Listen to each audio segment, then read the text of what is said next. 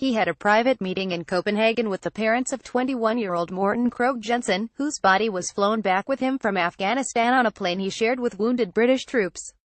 During the emotional meeting, Harry was alone in the room with Mr. Jensen's mother and father.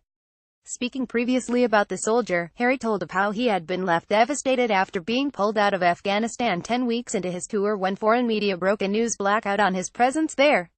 He said, "I was broken. I didn't know what was going to happen to them, his fellow British soldiers, and suddenly I find myself on a plane that's delayed because a Danish soldier's coffin was being put into the plane."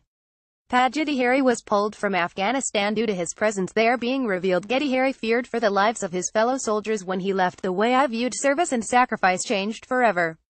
And the direction of my life changed with it. Prince Harry speaking ahead of the Invictus Games in Toronto, he said, "As I was waiting to board the plane, the coffin of a Danish soldier was loaded on by his friends.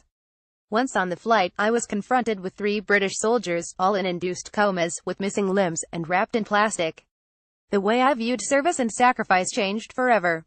And the direction of my life changed with it." At the meeting, Prince Joachim of Denmark, 48, said this was an eye-opener for Prince Harry. This was a motivating factor for him to start pushing to establish the Invictus.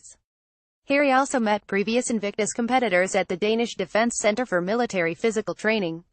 As he watched a game of rolling football, which involves veterans lying on skateboard-style boards, Harry narrowly avoided being hit by a ball.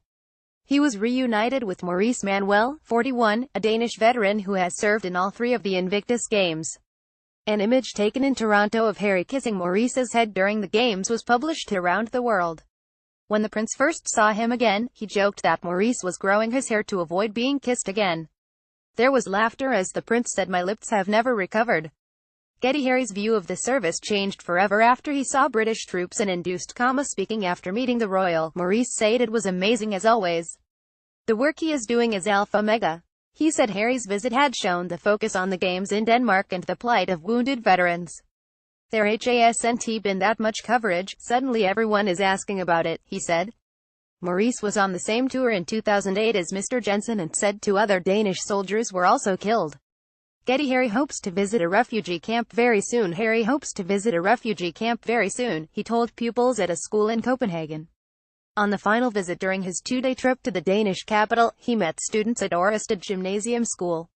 He discussed changing mindset with students who were having a conference on the importance of making a difference, and spoke of the hearing about the experiences of refugees. He said knowing refugees or hearing their stories gives you an understanding greater than a newspaper article or any documentary or anything can give you. Nikolai Moltkelith, 47, founder of True North School, who was leading the discussion with students, asked Harry if he had ever visited a refugee camp.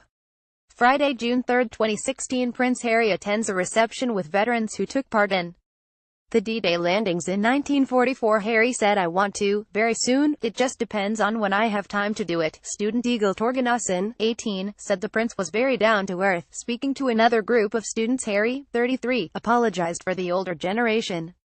He said there are entrenched mindsets of world leaders who believe in something and believe the way of the past is the way of the future, but he said he was hopeful for the younger generation.